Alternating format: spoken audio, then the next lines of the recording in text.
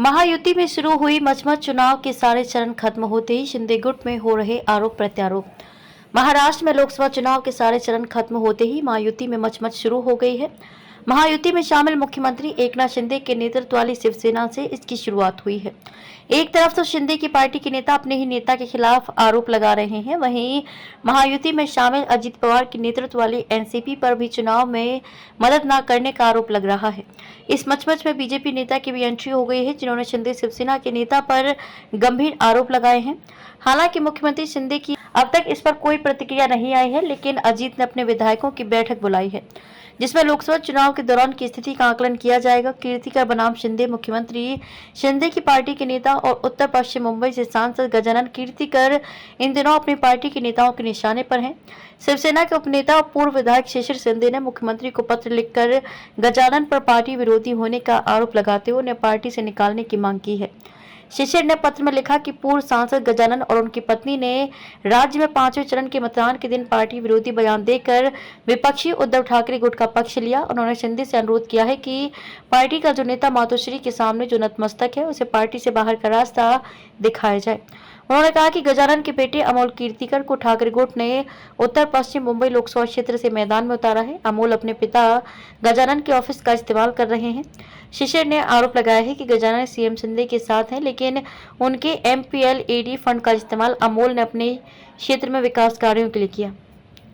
इसके परिणाम स्वरूप शिंदे के नेतृत्व वाली शिवसेना में असंतोष फैल गया, क्योंकि इससे ठाकरे खेमे को फायदा हुआ। शिशिर के मुताबिक गजानन की पत्नी ने मतदान के दिन मुख्यमंत्री को अपमानित किया और ठाकरे गुट का पक्ष लिया।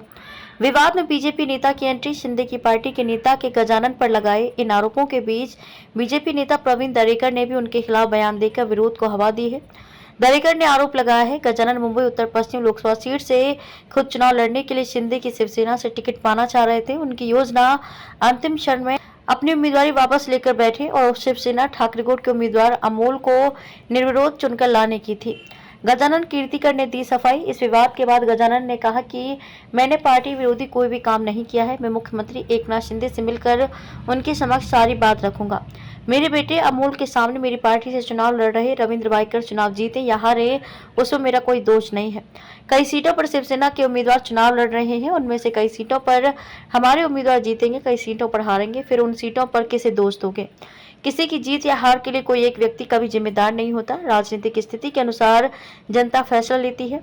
अमोल जीतते हैं तो एक पिता के रूप में मुझे खुशी ही होगी, लेकिन महाराष्ट्र की 48 सीटों पर कोई ना कोई तो जीतेगा ही। कहीं खुशी होगी, कहीं गम होगा।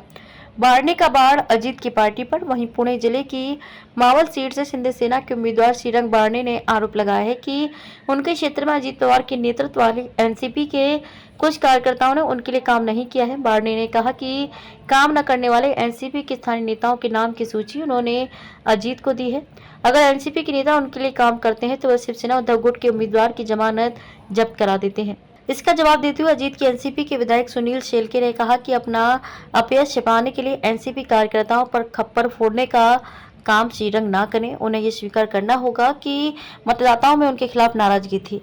इसके बावजूद एनसीपी कार्यकर्ताओं ने जी जान से उनके लिए काम किया है। देवड़ा बोले, उद्धव के कारण छोड़ी कांग्रेस। इधर मुख्यमंत्री शिंदे के नेतृत्व वाली शिवसेना में शामिल हुए मिलिंद देवड़ा ने कांग्रेस छोड़ने के 4 महीने बाद पहली बार असली वजह का खुलासा करते हुए कहा कि अगर उद्धव ठाकरे दक्षिण मुंबई लोकसभा सीट छोड़ने के लिए कांग्रेस पर अत्यधिक प्रेशर न डालते तो वे कांग्रेस नहीं छोड़ते।